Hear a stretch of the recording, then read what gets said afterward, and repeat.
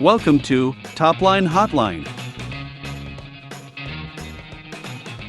Hello, everybody. Welcome to TOPLINE HOTLINE. Happy Thursday, Thirsty Thursday. It's your hosts, AJ Bruno, CEO of QuotaPath, Asad Zaman, CEO of Sales Talent Agency, Sam Jacobs, CEO of Pavilion. And we're here with that beautiful Thursday weekly show, TOPLINE HOTLINE, where we answer the burning questions and go to market.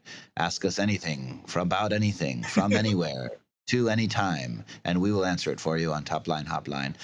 Pulled from the trenches of warfare that are the Pavilion CRO channel and our community members. Welcome back. TOPLINE HOTLINE. I think that's what I heard there. Sounds tight. That continues. Okay, so All right, that wasn't my best. Who knows? You know? it's okay, Sam.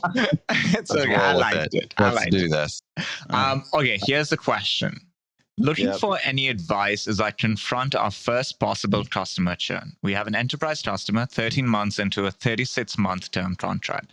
And the CEO just emailed saying that they've decided they're not using the platform and would like to end the contract.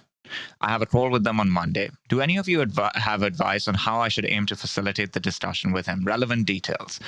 In my reading of the contract, they do not have any way out because there's no breach. Rather, the CEO signed up with us at a time when he had a major hand in day-to-day operations. Since that time, they've had a reorg and he doesn't play a role in day-to-day. We've worked very hard at facilitating customer success, but no one on their team has even logged into the platform. And we've traveled to another continent to meet with them in person to help with customer success. But even though we did that, they've still not logged on their own. And they stood us up for 12 customer success calls. I don't want to burn bridges, but it's $140,000 left on the contract. What would you do in this situation? Thank you for not mentioning the country that they flew to. I got it. Yeah. Confidential. And we won't say what channel that came from either, because... So what would you do, AJ? I'm actually interested in your answer. Oh my goodness. Or while you think of your answer. I'm coming into this cold because I was at a board meeting for 3 hours while this docket got sent. What a great question. This is a phenomenal question. So first off, this is the first customer, right? First customer, $140,000. That's a lot. But first potential churn. They've never churned a customer.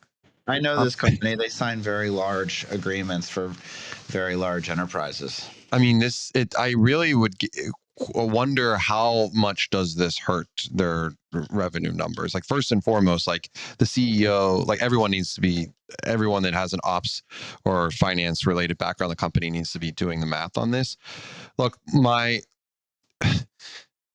advice on this, it has like 12 years in at scale, like you have to go by the contract. I don't understand why you can't set a precedent here. This first customer churn can't set a precedent, and you have to really push heavily into this. Now, there's probably some other things at play. They're having a first conversation. They went through a reorg. You know, is this a cash flow issue? Like, what was the use case? There's a lot of things at play here that I think really need to get sorted out. And I would go with the first instinct of leaning towards like, we're not letting them out of this. Like that's contractually obligated. This world has like become this thing where you can sign shit and like feel like it's okay to just like not contractually agree to what you agreed to. And it's like, what the fuck? Like you shouldn't be in business if you're signing shit and then like jumping out. But like, cause I turn it back to them like, hey, look, here's all the data around this. We want to make you successful. We're doing everything we can, and then we're going to find a way to make you successful. But like, if you kind of turn this around and had this situation happen, customer, like what would you do in that instance? And it's like, it's garbage. It's not fair. It's silly and it's bad business. So hold them to it. Sam. If I were to add anything, it would only be to hear the sound of my own voice. I completely agree with AJ. What does it mean to sign a 3-year agreement if you're in the agreement now? And the CEO signed it. And there's been no breach, zero breach. I guess if they really are not using it, the counter argument would be, at least let's negotiate some outcome. I also, the counter argument is, I don't really want to be doing business with people that clearly do not want to be doing business with me. So, that's bad energy too. That's bad juju.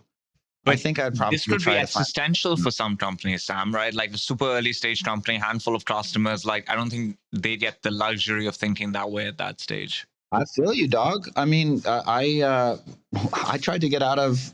We didn't want to do GTM. You Yeah. know, I signed an agreement with the Omni because I'm like, this is way too freaking expensive.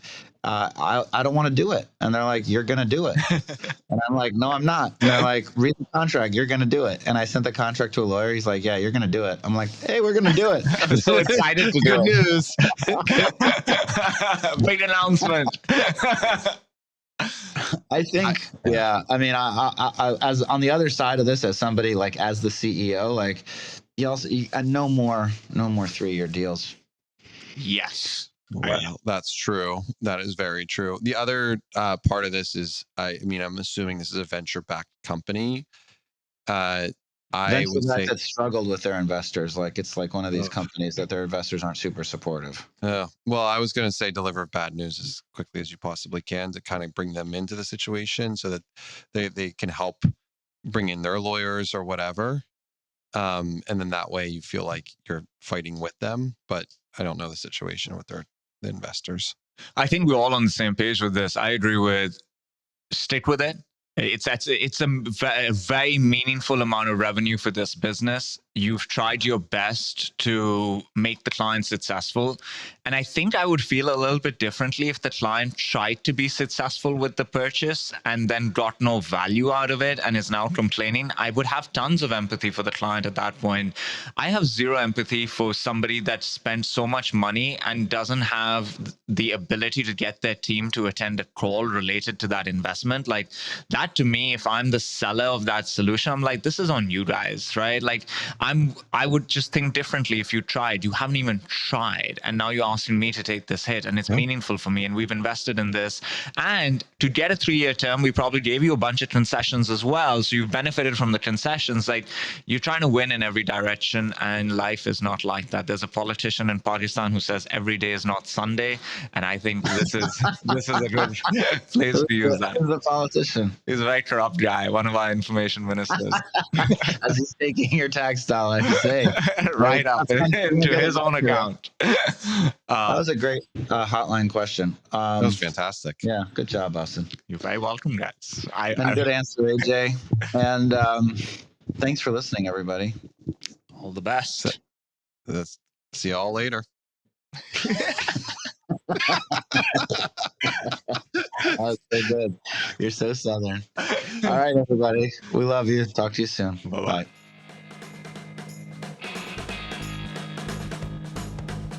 Thanks for listening to Topline Hotline.